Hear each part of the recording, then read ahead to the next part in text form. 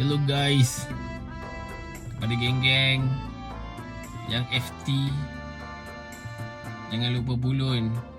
Kita dah nak dekat bulan Ramadan ni.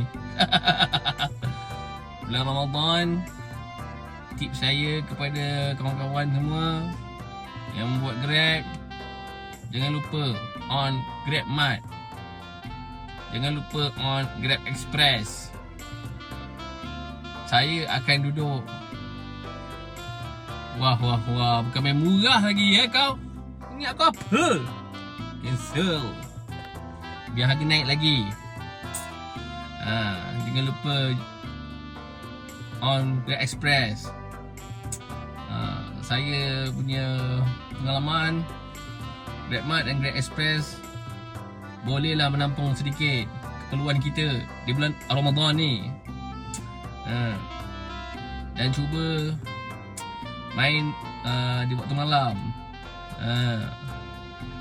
Tapi biasanya kalau di waktu siang ni kena main waktu peak hour.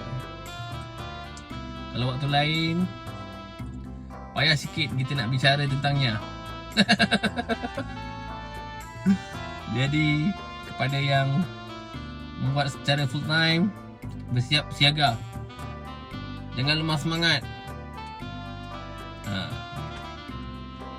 Semangat kena berkobar-kobar, barulah kita berjaya dunia akhirat. Jangan lupa pergi buat assessment untuk Grab Mart dengan Grab Express. Adapun Grab Food akan lancar selancar-lancarnya pada bulan puasa nanti. Percayalah. Tak mana-mana tah time-time tengah hari tu makanan bukan main laju lagi.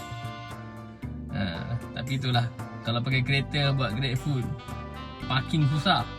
Lepas tu nanti korang semua akan terliur kan.